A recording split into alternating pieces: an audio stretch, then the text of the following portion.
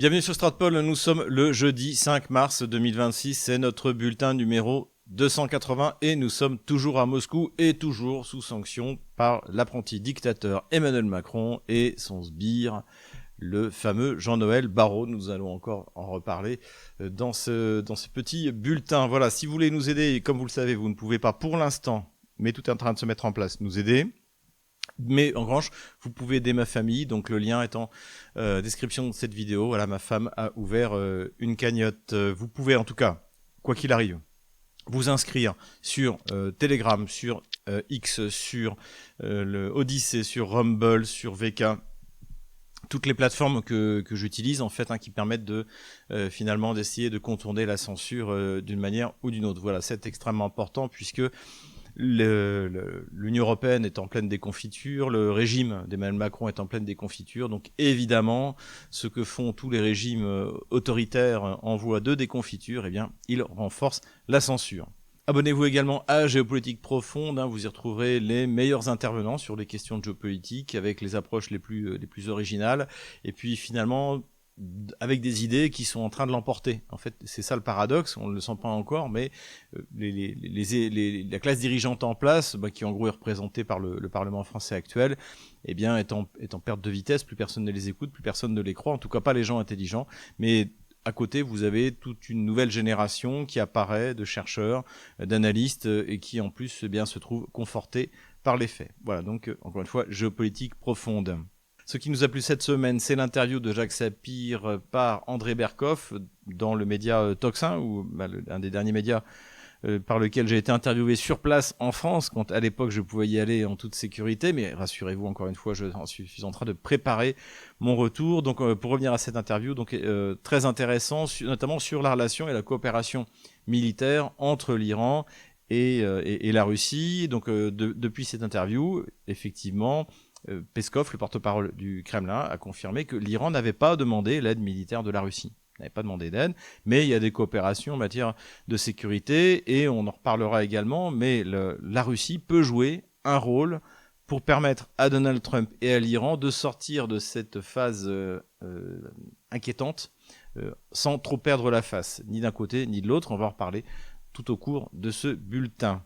Économie maintenant, et avant tout, avec la déstabilisation globale qui est en train de se passer, notamment à cause de l'Iran, eh bien la Russie est un havre de stabilité. Donc venez y faire un tour et venez y ouvrir un compte et pourquoi pas investir. Pour ça, il faut que vous alliez voir en description de cette vidéo, il y a le lien de Divergence Service. Voilà, allez faire un tour, vous verrez, ce sont des gens que je connais, ils sont extrêmement compétents. Mais passons maintenant aux nouvelles économiques, et évidemment, toutes les analyses économiques dans toute la presse, essentiellement anglo-saxonne. Il faut toujours un petit peu de temps pour que ceux qui parlent d'économie en France arrivent à traduire les articles, à y comprendre quelque chose. Mais c'est vraiment la question de la crise énergétique. On parle même de choc pétrolier, il va sans doute même y avoir un choc gazier et peut-être même un choc boursier, parce que, eh bien évidemment, la stratégie iranienne était totalement inattendue. Vraisemblablement Tel Aviv et Washington s'attendaient à des bombardements sur Israël, mais finalement il y en a eu, et beaucoup, mais l'Iran ne s'est pas contenté de faire ça. L'Iran a attaqué les pays où il y a des bases américaines dans le Golfe, c'est-à-dire partout. Et donc notamment, on a eu des bombardements sur la base américaine de Doha. Il y a pour des milliards de dollars de dégâts, notamment sur les radars extrêmement performants de détection à lointaine, mise en place sur ces zones par Washington. Il y a à Riyad, il y a un centre de la CIA qui a été détruit, et en plus également, les Iraniens se sont attaqués à Microsoft, à Amazon, donc c'est des centres de base de données qui ont été détruits, ou en tout cas largement endommagés.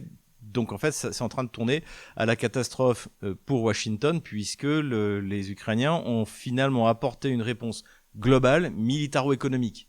Donc on ne se contente pas de taper sur Israël, ce à quoi s'attendaient les Américains, mais on frappe sur toute la zone. Et si vous voulez, les pays du Golfe, ils payent pour avoir des bases américaines pour être en sécurité. Et ce dont on s'aperçoit, et ce dont ils se plaignent d'ailleurs, c'est que les systèmes antiaériens ont été prélevés de leur territoire pour être mis en Israël. Même aujourd'hui, Washington est en train d'aller chercher des systèmes THAAD qui se trouvent en en Corée du Sud pour protéger Israël. Et donc évidemment la question se pose, à quoi ça sert d'avoir une base américaine sur son sol, puisque non seulement ça ne protège de rien, mais comme en plus Washington est reparti dans une politique impérialiste, eh bien on devient une cible. Donc en fait, c'est une remise en cause complète de l'équilibre de force mondiale. On avait déjà eu ça avec l'opération militaire spéciale, c'est-à-dire que la Russie, quasiment seule face à une coalition d'une trentaine de pays, jusqu'à 40 en comptant large, eh bien l'emporte tout en consacrant 5,5% de son PIB dans la guerre. Donc on est loin de la Première ou la Seconde Guerre mondiale, évidemment. Et donc là, on est dans une deuxième étape où finalement, avoir une base américaine sur son sol, non seulement ne sert à rien, mais en plus crée du danger pour la population. C'est un coup très dur pour les pays du Golfe, et ce qui est vraiment dommage, parce qu'encore une fois, on en a souvent parlé, mais les Émirats arabes unis, désormais l'Arabie saoudite, il y a une vision, il y a un projet très ambitieux pour penser l'après-pétrole, de se projeter. Et bien aujourd'hui, la guerre de Tel Aviv et de Washington contre l'Iran est en train de tout mettre à plat. Donc les conséquences économiques, évidemment, sont graves. Et puis, il y a évidemment un pays qui tire les marrons du feu, c'est la Russie, c'est Vladimir Poutine, puisque, eh bien, désormais, ceux qui reçoivent leur pétrole de la Russie sont sûrs d'être servis. C'est le cas majoritairement de la Chine. L'Inde, qui commençait alors qu'il n'avait pas tout interrompu, encore une fois, en plus c'est de plus en plus difficile à suivre, notamment pour les systèmes de paiement, les systèmes de transport, ça passe de tanker à tanker. Mais l'Inde, sous la pression de Donald Trump, avait commencé à diminuer ses importations de pétrole russe, et là c'est exactement l'inverse, parce que de toute manière, elle n'a pas le choix. Donc ceux qui vont être touchés par le blocage du détroit d'Ormuz, par le fait que le Qatar a arrêté l'extraction du gaz qui est censé être livré notamment à l'Europe, eh bien ce sont notamment les Européens. Donc là, attendez-vous à voir l'explosion du prix à la pompe, l'explosion du prix de l'énergie. Donc en plus des sanctions débiles qui ont été mises contre la Russie, eh bien là on va avoir cette attaque globale et économique de l'Iran contre les intérêts occidentaux essentiellement. Donc ça, c'est les conséquences économiques les plus visibles que vous trouvez dans toute la presse spécialisée, mais il y en a une autre conséquence dont m'a fait part un de mes amis qui travaille précisément dans les investissements boursiers, c'est qu'a priori les gros acteurs se préparent, si l'opération de Trump continue encore une semaine, 15 jours, à un crack, à ce qu'on m'a dit, équivalent de l'année 2008. De 2008.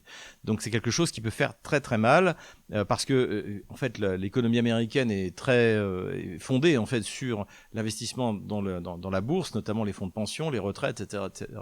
Et donc si tout d'un coup on voit que ça s'effondre, ça risque de provoquer des remous. Donc je suis assez d'accord avec l'analyse qui a été faite notamment par Régis de Castelnau, c'est-à-dire que le mandat de Trump est mort. Il a commis, on va en reparler, les raisons pour lesquelles il a commis cette erreur, une énorme erreur qui va lui coûter très cher, qui coûte très cher au camp MAGA, parce qu'en fait le MAGA se rebelle, et ça va avoir des conséquences. Donc il y a une conséquence immédiate, ça va être l'augmentation du prix à la pompe aux États-Unis, parce que contrairement à la Russie, quand les prix du pétrole augmentent, eh bien les acteurs privés répercutent cette augmentation du prix aux États-Unis, même si les États-Unis sont quasiment autosuffisants en matière de pétrole. Si les prix augmentent sur le marché, eh bien, ça s'est répercuté. En Russie, comme l'a rappelé d'ailleurs le porte-parole du Kremlin, Peskov, tout est sous contrôle. Il est hors de question qu'une augmentation du prix à l'export se traduise par une exportation massive du pétrole, ce qui ferait qu'il y aurait un manque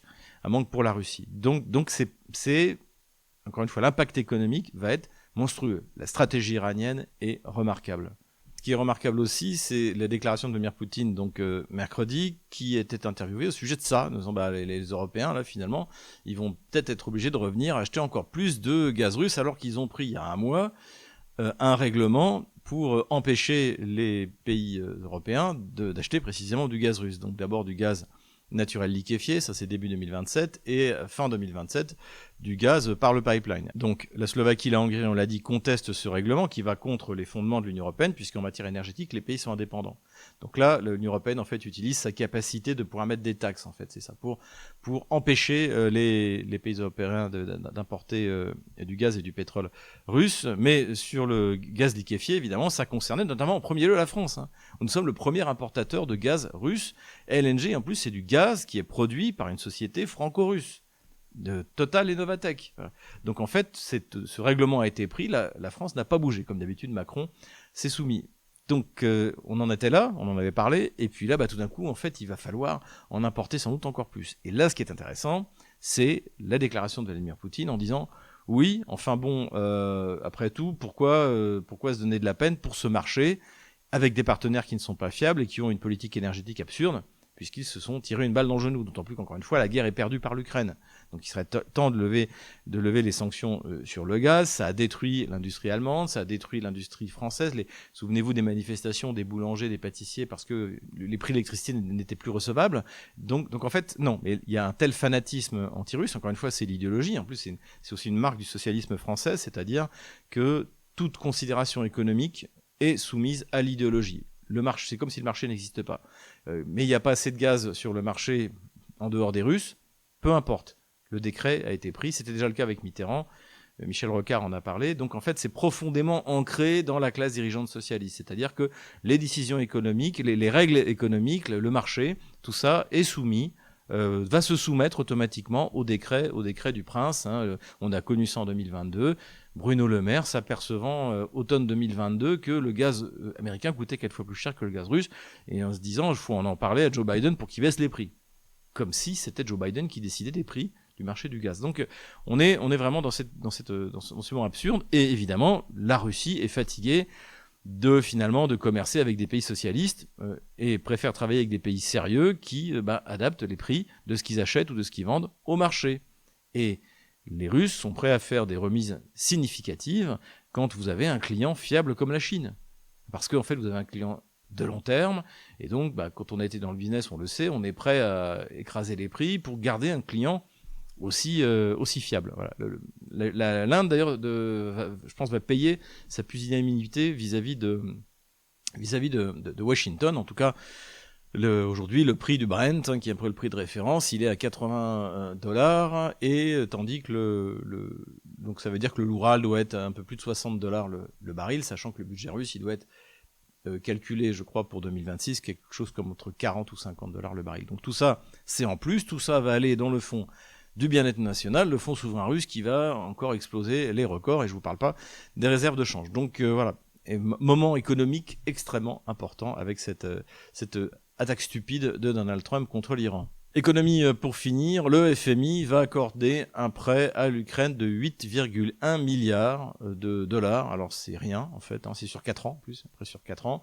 Donc évidemment le FMI prête de l'argent en permanence à l'Ukraine. Et là, par rapport à ce qui a été promis par l'Union européenne, c'est tout simplement insignifiant. Mais visiblement, c'est pour tenir le temps que les 90 milliards soient au moins en partie débloqués par Orban et par Fico, ce qui est tout de même pour l'instant c'est mal parti, sauf si Zelensky, on en reparlera également, se soumet aux demandes d'Orban. Ce qui est intéressant aussi, c'est qu'en échange, le FMI a exigé de Kiev d'augmenter les impôts. Ces pauvres Ukrainiens qui déjà n'ont pas un copec, c'est le cas de le dire, vont avoir du mal à s'en sortir. Politico-diplomatique maintenant, et évidemment le grand sujet, c'est l'erreur de Trump. Pourquoi Trump a commis cette erreur ? Donc c'est un peu ce que j'avais évoqué sur cette chaîne, mais également chez Divergence Politique, puisque j'avais dit Trump peut commettre cette erreur un peu sur le modèle de ce qu'a fait l'OTAN en avril 2022.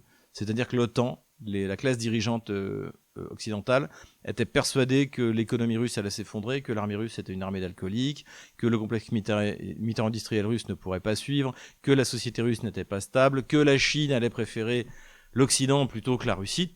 Donc en fait, c'est ce que j'ai écrit dans mon bouquin, pourquoi la Russie a gagné, c'est parce que tout ça, croire ces âneries, était complètement stupide.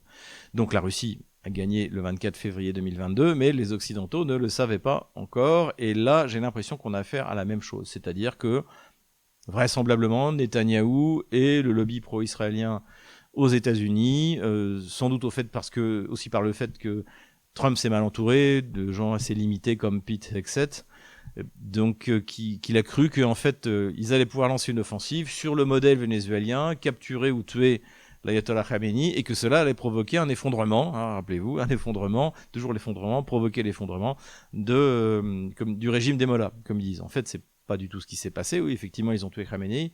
Mais là, et je suis d'accord d'ailleurs avec Jacques Sapir, je pense que Khamenei s'est sacrifié. C'est-à-dire que sur le modèle, un modèle très religieux, en disant pour qu'on l'emporte, pour que l'Iran soit uni, il faut qu'il y ait un sacrifice. Donc il s'est sacrifié. Alors malheureusement, il n'est pas mort tout seul, il est mort avec sa petite fille. Enfin, c'est épouvantable. Le résultat, c'est que on avait un grand-père qui avait 86 ans, relativement modéré, et là, on ne sait pas ce qu'il va y avoir derrière. Il sera sans doute beaucoup plus jeune. Peut-être que lui, il considérera pas que l'arme nucléaire c'est haram, et il va décider d'autoriser l'acquisition de l'arme nucléaire par l'Iran, ce qui est technologiquement possible. Donc en fait, c'est totalement contre-productif.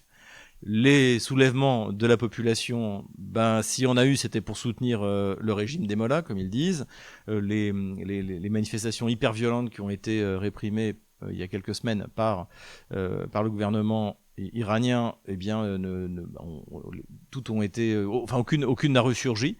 Donc c'est un échec complet. Aujourd'hui, Israël essaie de motiver les Kurdes donc à l'ouest du pays pour tenter quelque chose au sol, mettre des troupes au sol, mais évidemment ce ne sera pas les Israéliens ou ce ne sera pas les Américains, ou alors sous forme de forces spéciales. Mais je pense que les Kurdes, vu ce qui vient de se passer en Syrie, et ce qui risque de se passer en Irak, sont plutôt démotivés. Enfin, on va voir. En tout cas, tout ce qui était prévu d'une opération rapide où finalement Trump n'aurait même pas à s'intéresser à ce qu'en pensait l'opinion publique sur le modèle vénézuélien, tout cela n'a pas eu lieu.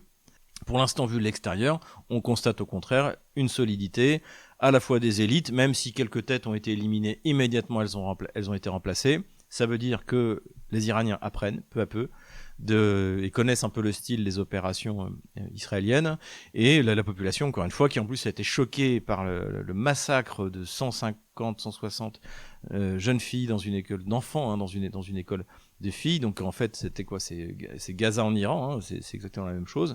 Donc tout ça a énormément choqué la population iranienne, et pour l'instant on ne la voit pas se rebeller contre le gouvernement, mais plutôt faire front pour tenir. D'autant plus que, même si effectivement Israël et Washington continuent à bombarder, qu'il y a des résultats, là, je pense que la flotte, il restera rien de la flotte iranienne quand ce sera terminé, mais globalement, rien n'empêche pour l'instant l'Iran de bloquer le détroit d'Ormuz. Et ça, encore une fois, c'est le levier suprême. Ce qu'on a observé du côté européen, alors d'abord du côté allemand, c'est un soutien total. Friedrich Merz a dit que c'était tout à fait normal, que le droit international ne s'appliquait pas à l'Iran. Et donc là, c'est sans doute l'effet BlackRock aussi. Je rappelle l'ancien collaborateur très haut placé de BlackRock, ce Friedrich Merz. Emmanuel Macron a fait une déclaration hallucinante de bêtises en disant j'étais même pas au courant, on m'avait rien dit. Donc même si c'est vrai, on le dit pas. Quand on est président, on dit oui, mais nos services de secret nous avaient alertés, c'est une décision des États-Unis, c'est pas la nôtre, etc. En faisant il a macroné, il a macronite comme disent les Russes. Il a macronisé en disant que c'était la faute des Iraniens, mais que l'intervention n'était pas légale du point de vue international. Et puis finalement, il a fini par s'aligner. A priori, les États-Unis ont le droit d'utiliser les bases françaises. Le seul qui est courageux, ça me fait mal de le dire, c'est comme avec Mélenchon, mais c'est l'Espagne, avec un Premier ministre socialiste qui a dit que, même malgré les sanctions que lui promet Donald Trump, qu'il ne laisserait pas utiliser le territoire espagnol pour cette opération, évidemment totalement illégale du point de vue du droit international. Comment ça peut se terminer? Alors il y a différents scénarios qui ont été évoqués. Je vais peut-être un peu vous choquer. Je vais vous dire quel pourrait être le scénario idéal pour les Russes. C'est que ça dure 2-3 mois. Pourquoi? Parce que ça épuise les systèmes de protection antiaérienne. Désormais, l'Ukraine n'est plus du tout prioritaire. Déjà qu'il n'y en a pas assez, tout ce qui est patriote, tout ce qui est système produit aux États-Unis, tout ça va être envoyé au Moyen-Orient, et certains systèmes vont être prélevés, notamment en Corée du Sud, je l'ai dit tout à l'heure. Donc pour la Russie, de ce point de vue-là, c'est excellent. Ça coûte une fortune. C'est des milliards de dollars qui ont déjà été perdus par les États-Unis. C'est des milliards par jour, c'est des milliards qui sont perdus. Ça, c'est vraiment dommage par les pays du Moyen-Orient. C'est leur erreur d'avoir installé une base américaine sur leur sol, il faut le dire clairement. Donc pour les Russes, en fait, 2-3 mois de conflit, c'est très cynique ce que je dis, ce serait pas mal. Maintenant, on peut, en tant que chrétien, espérer quelque chose de plus rapide, une résolution plus rapide et un retour à la normale et à la sagesse. Et là, moi, ce que je vois comme solution, j'en avais déjà parlé, c'est la médiation russe entre Téhéran et Washington. Pourquoi? Parce que le but officiel, c'est l'arme nucléaire iranienne. Et les Russes ont un accord sur le nucléaire civil avec l'Iran.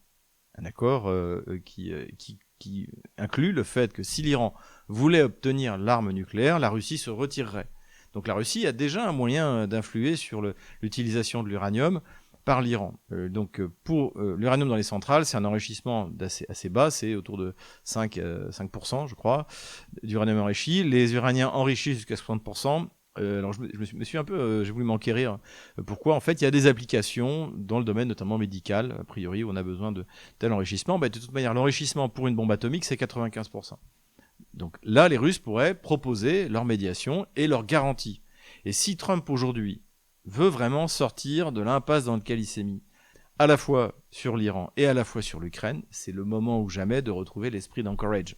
Voilà, de ce qui a été décidé sur l'Ukraine entre Poutine et Trump cet été, enfin l'été précédent, et là, demander à la Russie d'intervenir. Donc là, on pourrait, c'est la seule approche qui pourrait vraiment être, pardonnez-moi, un game changer, qui pourrait changer le jeu dans le cadre de ce conflit. Sinon, Trump a perdu sa base MAGA, Tucker Carlson, Candace Owen tire à boulet rouge, enfin tous les influenceurs conservateurs américains sont vent debout contre Donald Trump qui se prépare une déculottée électorale au mi-terme. Encore une fois, j'aimerais qu'il retrouve la raison. Enfin, c'est pas qu'il a perdu la raison, c'est qu'en fait, il a mal raisonné. Il s'est trompé, mauvaise analyse, mauvaise source de renseignement. Visiblement, il n'a pas écouté Tutsi Gabbard que pourtant il avait nommé. Il a dû écouter la CIA. Et surtout, grand malheur, il a écouté Benjamin Netanyahou. Donc Washington est parti pour une guerre contre l'Iran qui pourrait durer beaucoup plus que prévu. Pete Hegseth, le secrétaire d'État à la guerre, a parlé de 8 semaines. Ça peut même être plus. Encore une fois, on va voir ce que ça va donner. L'Iran, en tout cas pour l'instant, n'est pas parti pour se soumettre, mais c'est plus facile de lancer des opérations en Amérique du Sud. L'Iran, c'est à 9000 km des États-Unis. L'Iran ne représente aucune menace pour les États-Unis, même si l'Iran avait l'arme nucléaire, il faut quand même le souligner.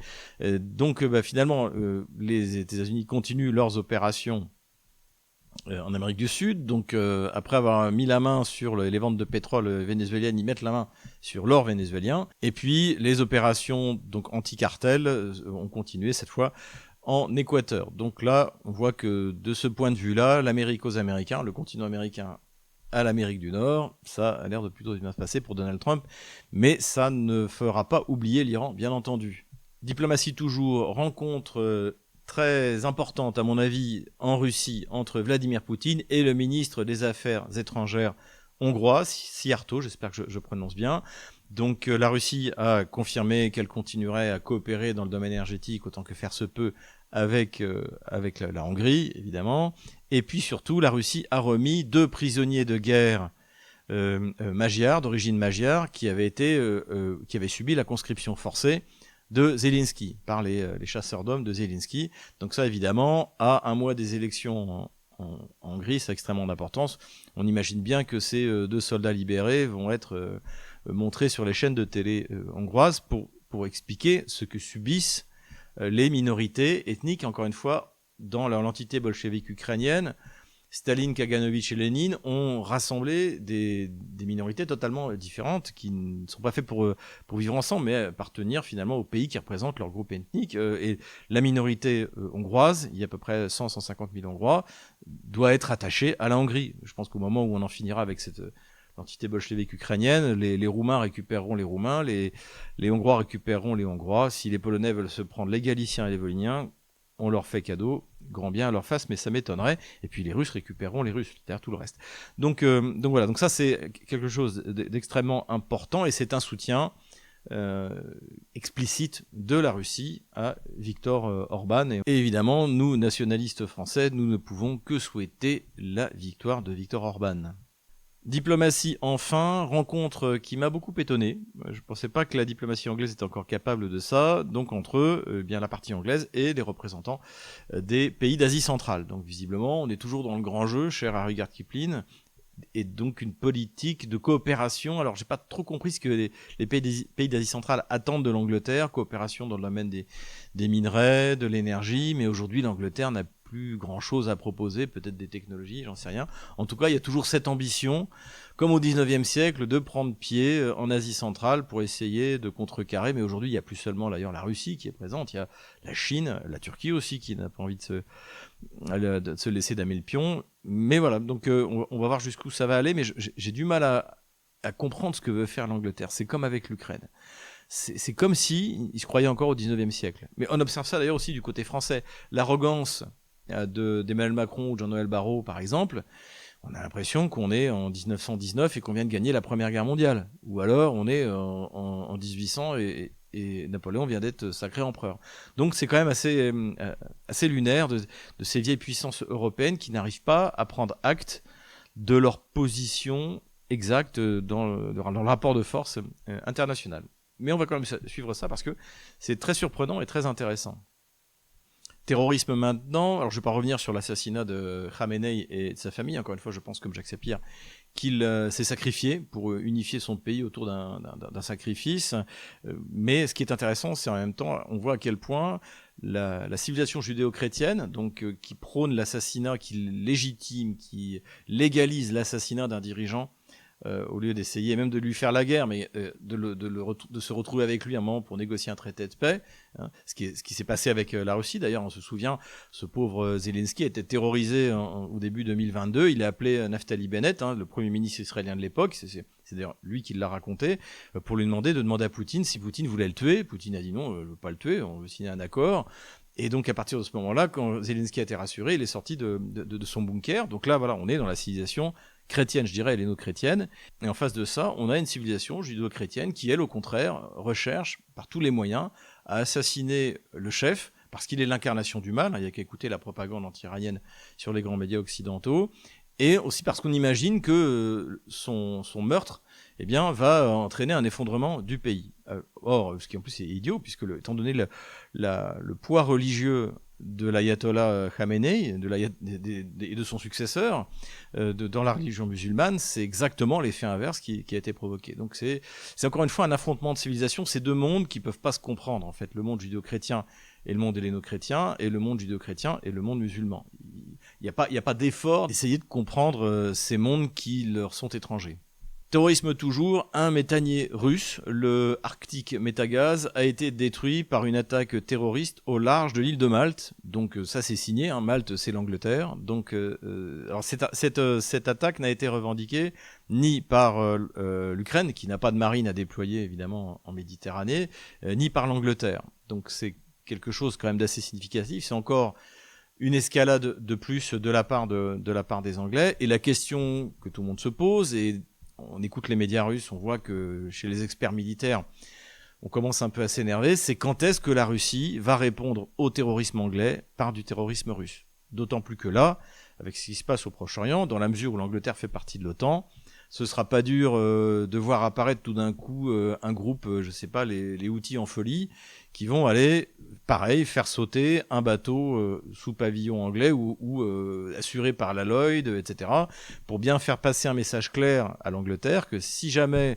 vous faites des attaques terroristes contre nos méthaniers, nos tankers, nous allons en faire autant avec les vôtres. Pour l'instant, Vladimir Poutine a refusé de répondre au terrorisme par le terrorisme, mais là on arrive à un moment où il va falloir s'y mettre. Et alors ce qui est aussi intéressant, c'est que c'est pareil, il y a eu l'acte de piraterie d'Emmanuel Macron qui en est très fier, hein, puisqu'ils ont arraisonné avec les Belges encore un tanker russe. Il a même fait un post sur X en disant tellement il était content de son opération. Mais faire ça, donc faire sauter un méthanier et arraisonner un tanker au moment où il va y avoir une pénurie monstrueuse de gaz et de pétrole à cause de l'opération américaine contre l'Iran, ça en dit long sur le niveau, sur le QI de ceux qui nous dirigent.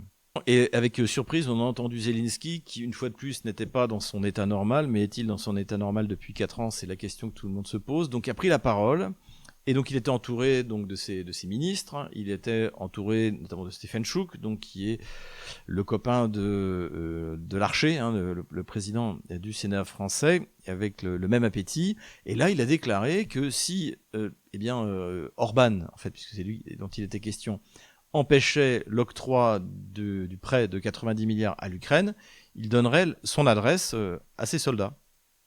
pour qu'il le tue. Voilà. Donc on a eu quand même un président, alors même s'il est plus président en fait, mais en tout cas un potentat ukrainien qui menace un chef de gouvernement d'un pays de l'Union européenne. J'attends la réaction, j'imagine outrée, de Jean-Noël Barrot, d'Emmanuel Macron, de Friedrich Merz, de Starmer. Nous allons voir, c'est assez intéressant. Ce serait aussi intéressant si Viktor Orban faisait jouer l'article 5 de l'OTAN, puisque là, en fait, il est attaqué, il est menacé par un pays non membre de l'OTAN. Armement maintenant, et on apprend par la presse américaine, Reuters notamment, que les F-16 qui ont été livrés à l'Ukraine, sans doute pilotés par des mercenaires américains ou danois, on en a déjà parlé, ont dû chasser les missiles russes et les drones russes au canon, puisqu'il n'y a plus de missiles. Il n'y a plus de missiles RR. Donc là aussi, c'est un signe que les réserves sont en train de s'épuiser. Et puis en plus, ça coûte très cher. Les matériels de l'OTAN coûtent extrêmement cher. Armement et aviation toujours. Alors, les chiffres restent à confirmer, mais là, l'opération de Donald Trump contre l'Iran aurait déjà coûté jusqu'à 4 F-15 et 1 F-16. Ce qui veut dire que, ça c'est sûr, c'est plus de pertes pour l'aviation américaine en 2026 que l'aviation russe qui mène une guerre de haute intensité contre l'Ukraine. Et je pense que même, il faudra voir les comptes à la fin, mais a priori, il y aura même encore plus de pertes de l'aviation américaine en Iran que de pertes russes en 2025, de l'aviation russe en 2025. Armement toujours, et j'ai découvert avec joie que ça y est, le ministère de la Défense avait commencé l'acquisition significative de motos. Donc il y a des motos électriques, honnêtement je suis assez sceptique, faut essayer, faut essayer, mais je pense qu'il y aura un gros problème d'autonomie, c'est d'ailleurs ce que dit l'article, et puis sinon, donc un appel d'offres qui a été lancé pour acquérir des 125 et des 380 cm3. Et si je me souviens bien, à Saumur, l'école d'application de la cavalerie, les élèves officiers en fait faisaient des courses d'orientation en moto. Donc ça, je pense qu'il faudrait le répartir dans toute l'armée, dans toutes les troupes donc d'assaut en quelque sorte, hein, c'est-à-dire l'infanterie, la cavalerie, parce que ça va devenir la norme. Il va falloir faire ce que font les Russes, qui ensuite ont été copiés par les Ukrainiens, c'est-à-dire un petit groupe très mobile, très rapide, de entre 3 et 5 hommes qui s'infiltrent, protégés par des drones, qui prennent une position et qui ensuite ont fait avancer les dronistes, etc., etc. Donc voilà, ce qui est intéressant, c'est qu'on a vu, d'ailleurs Sylvain Ferreira et moi, on ne peut s'empêcher de pleurer quand on voit ça, des manœuvres urbaines absolument délirantes, y compris par la Légion étrangère, où on voit encore des soldats agglutinés qui seront des cibles pour les drones et potentiels pour les drones ennemis. Ce qui montre qu'encore une fois, pour l'instant, il y a quand même, dans l'armée française, il y a un certain temps de réaction et d'adaptation. Cette commande importante de motos légères est une excellente nouvelle. Ça veut dire qu'il y a quand même encore des gens qui réfléchissent dans notre armée. Tout n'est donc pas perdu. Armement encore, donc je disais évidemment pour la Russie ce serait très bien si le conflit en Iran de manière purement cynique continuait encore de 3 mois puisque tous les moyens de défense antiaériens américains seraient prélevés pour être donnés pour protéger Israël et les alliés au Moyen-Orient, donc ça c'est une première raison. Mais de toute manière, quoi qu'il arrive, ces moyens de protection sont insuffisants parce qu'ils sont mal organisés. Et on s'aperçoit que là, quand on compare à ce que font les Russes en matière de défense antiaérienne, c'est quasiment unique. Alors je pense que les Chinois ont également des systèmes de protection de ce niveau-là, c'est-à-dire que les Russes ont des défenses multicouches, avec des systèmes de défense qui sont adaptés à la cible qui doit être détruite. Et donc vous n'allez pas détruire un Guéran ou un Shahed, d'ailleurs les Américains ont copié d'ailleurs le Shahed iranien, hein. Alors vous vous souvenez qu'en 2022 tout le monde se moquait des Russes qui avaient copié le Shahed iranien. En fait les Américains ont fait pareil. Donc je pense que la seule différence, ça doit coûter 10 fois plus cher parce qu'ils sont incapables de faire des armes bon marché. Mais globalement, les Américains ont du Shahed. Donc si vous avez une arme qui a coûté $35 000 à la production, vous allez essayer de la détruire avec quelque chose qui a coûté au maximum aussi cher et si possible même encore moins cher. C'est ce dont disposent les Russes, hein. Il y a tout un échelonnement entre les systèmes Pantsir, les systèmes portables, les systèmes Pantsir, les systèmes Buk, les systèmes S-300, les systèmes S-400, S-500, etc., etc. Donc il y a tout un échelonnement et donc ça c'est la grande force de la défense antiaérienne russe qui fait que sur Moscou depuis le début de la guerre, vous imaginez ça fait 4 ans qu'on est en guerre, à part il y a quelques rares fois, la ville ne sait pas ce que c'est que la guerre. On ne s'est pas pris un seul missile. Alors qu'à Kiev, ils regardent passer les vecteurs russes, y compris un truc aussi lent que le Shahed, et le Guéran, pardon, version russe, et qui sont incapables d'arrêter parce que leur système de défense antiaérienne n'est pas bon. Ils n'ont pas su développer par rapport au système soviétique, et donc ils se sont vus dotés de systèmes occidentaux qui coûtent une fortune. On va tirer 2 missiles à 2 millions de dollars pour abattre un Guéran à 35 000 dollars, ça n'a aucun sens. Empire du mensonge maintenant. Alors je vous préviens tout de suite, il n'y aura pas de moment bunker cette semaine. J'en ai pas trouvé. Je voulais pas trop me répéter. En revanche, il y a une fois de plus Jean-Noël Barrot qui l'a fait la une, puisqu'il y a un groupe de juristes qui veut porter plainte contre lui pour diffusion de fausses nouvelles, notamment devant le Parlement français, puisque vous vous souvenez, il avait accusé cette juriste italienne qu'on avait mis d'ailleurs dans notre bulletin, qui a fait la vignette de notre bulletin précédent, d'avoir dit que Israël était l'ennemi de l'humanité, ce qu'elle n'avait pas dit. Et comme les ragots, les bobards qui ont été racontés sur moi, Jean-Noël Barrot n'a pas pu s'empêcher de l'attaquer publiquement, donc évidemment, il se prend une plainte. Donc j'espère d'ailleurs que cette affaire-là aura des conséquences. Alors cette jeune femme italienne a beaucoup de chance, parce que moi j'ai pas trouvé de groupe de juristes pour faire une plainte collective. J'ai dû moi-même trouver des avocats, heureusement j'en ai trouvé, et des très bons. Considération militaire générale, et cette semaine, il n'y en aura qu'une, c'est le discours absolument inintéressant et insignifiant d'Emmanuel Macron sur la nouvelle doctrine nucléaire française, qui n'a rien de nouveau en fait, on va en parler. Donc il s'était mis en scène comme d'habitude, comme il est à moins de 20% dans les sondages. Il utilise le fait que le président français est le chef des armées, le chef de la diplomatie, pour essayer d'exister sur la scène internationale, et en plus avec son côté immature, qui malheureusement est quelque chose qu'on a subi depuis 9 ans. Donc qu'est-ce qu'a dit notre Jupiter national ? Alors déjà, il a annoncé que la France allait augmenter le nombre d'ogives. Je ne vois pas l'intérêt. Pourquoi a-t-on besoin de plus de 300 ogives ? Je crois qu'on en a 300 aujourd'hui. C'est largement suffisant pour défendre nos frontières. Et en plus, la question, c'est définir l'ennemi. Contre qui pourrions-nous utiliser l'arme nucléaire ? Si on remonte dans nos 1500 ans d'histoire, les gens qui ont essayé de nous envahir, c'était d'abord les invasions arabes, jusqu'à Poitiers. Ensuite, ça a été les Anglais, ensuite les Espagnols, ensuite les Germains. Alors après, il y en a qui sont revenus, qui sont repartis. Et voilà. Donc en fait, a priori, c'est les gens qui se trouvent à nos frontières, soit nos frontières, même si on est séparés par une mer, soit les frontières terrestres. Si on fait le tour parmi ces 4 ennemis, entre guillemets, héréditaires, je ne vois pas les pays du Maghreb essayer de nous envahir, en tout cas militairement. Peu probable que l'Espagne tente de franchir les Pyrénées comme avant. L'Angleterre aussi aurait comme un peu de mal à vouloir nous envahir, puisqu'ils sont obligés de recruter discrètement des matelots de la marine française pour faire fonctionner leurs bateaux. L'Allemagne, là je suis assez d'accord avec Todd, avec Édouard Husson, peut-être avoir un petit côté inquiétant, notamment avec Friedrich Merz, qui veut la plus grande armée du monde. Mais justement, c'est pour ça qu'on a précisément ces 300 ogives qui suffisent largement. Donc c'est sans doute une manière pour Macron de répondre à la nouvelle exigence russe, qui dit dans la mesure où la France est un État esclave des États-Unis, leurs 300 ogives doivent être considérées comme des ogives américaines, puisque quoi qu'il arrive, la décision sera prise à Washington. Donc c'est sans doute une manière de répondre à ça en disant on vous dira même pas combien on en a. Bon. Il aurait été plus simple de dire non, nous ne sommes pas un pays esclave des États-Unis. Et donc notre défense est, comme à l'époque du général de Gaulle, tous azimuts, contre n'importe quel pays qui va essayer de nous envahir. Ça aurait été la bonne réponse. Et puis, la deuxième point, c'est qu'il est prêt à étendre, on pourrait en discuter, de la protection du parapluie nucléaire français sur certains pays qui en auraient besoin en Europe. Donc ça, c'est du bidon. De toute manière, on n'utilisera pas l'arme nucléaire si la Russie ou la Pologne, d'ailleurs, envahit la Lituanie. C'est pas comme ça que ça se passera.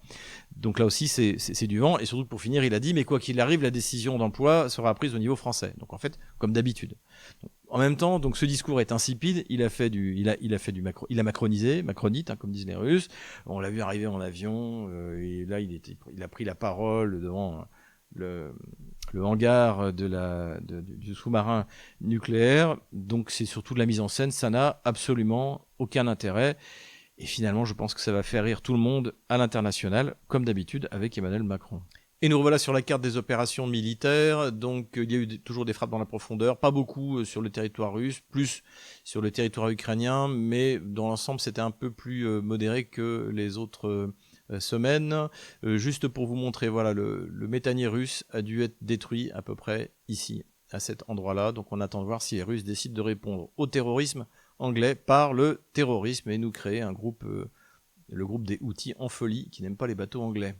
À l'ouest du front de Zaporozhye, les Russes ont repris l'initiative et devraient pouvoir reprendre leur progression et reprendre Rychnoe à cet endroit-là et Vissilanka à cet endroit-là. Les Russes, malgré la soi-disant offensive victorieuse ukrainienne, et on a vu qu'il n'en était absolument rien, eh bien, continuent à progresser à l'est donc du front de Zaporozhye et se sont emparés de la localité de Gorkoye à cet endroit-là. Donc on voit là, encore une fois, c'est une ligne de défense encore qui est en train d'être percée par les troupes russes. La contre-offensive ratée des Ukrainiens eh bien, continue, mais pour l'instant ne donne pas plus de résultats. Donc en fait, il y a effectivement des infiltrations qui ont pour résultat bien que des troupes ottano-kieviennes se retrouvent isolées et se font réduire petit à petit. Donc ici, en fait, un peu, on est dans une zone grise et les Russes tiennent les localités. Toutes ces localités elles sont tenues par les Russes. Et finalement, les troupes ottano-kieviennes se retrouvent dans des situations qui sont absolument intenables. Les combats continuent sans que le front ait réellement bougé, mais ça ne veut pas dire encore une fois qu'il ne se passe rien. Donc dans toute cette zone-là, au nord-ouest de Pakrovsk, à ce niveau-là également, autour de Konstantinovka également, j'ai pas modifié la ligne de front, mais elle a dû sans doute être légèrement modifiable pour les troupes russes. Plus au nord, là aussi les Russes avancent bien, toujours pour tenir en main courante le canal Seversk-Donbass, et les Russes se sont emparés de Fedorovka, Druga, à cet endroit-là, et donc se rapprochent de Rai-Alexandrovka. C'est pour ça que j'ai mis une petite punaise, encore une fois, c'est ça qu'il faut prendre, tenir les hauteurs, et après dévaler vers Slaviansk et Kramatorsk. Les Russes donc continuent leur poussée également par le nord. Le front de Liman a un peu bougé, donc il y a des combats très durs qui se déroulent à l'intérieur de la ville. Les Russes ont annoncé la prise de Drobushovo à cet endroit-là, ici comme vous le voyez, et également de Yarovaya à cet endroit-là. Donc ça peut permettre à terme un encerclement des troupes à Liman, dans la spécialité ukrainienne qui est de se faire encercler et réduire jusqu'au dernier. Et puis là aussi ça permet aux Russes de continuer à avancer vers Sviatogorsk où les combats continuent. Du côté de Kupiansk, ça n'a pas trop bougé. Ça a bougé du côté de Kharkov où les Russes se sont emparés de Neskouchnoe, ici, à cet endroit-là. Certains experts pensent qu'une offensive russe vers Kharkov serait au programme. Bon, je ne peux pas vous en dire plus, mais voilà, c'est un bruit qui circule. Les Russes aussi mettent une grosse pression du côté de Sumy, à cet endroit-là, et donc ont également franchi la frontière du côté de Rezhovka à cet endroit-là. Donc là aussi, les choses vont bon train, ça avance de tous les côtés. Voilà, j'enlève la ligne de front de la semaine dernière. Voilà où nous en sommes le jeudi 5 mars 2026.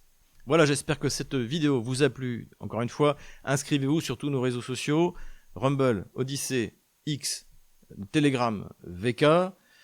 Et puis, si vous voulez nous aider ma famille, aider ma femme, faites un don sur le lien dans la cagnotte. Voilà. Et puis, d'ici une semaine, on aura notre conférence privée pour nos abonnés. Je compte sur vous. En tout cas, pour la Russie, évidemment, c'est que du bonheur, même si, encore une fois, c'est assez cynique.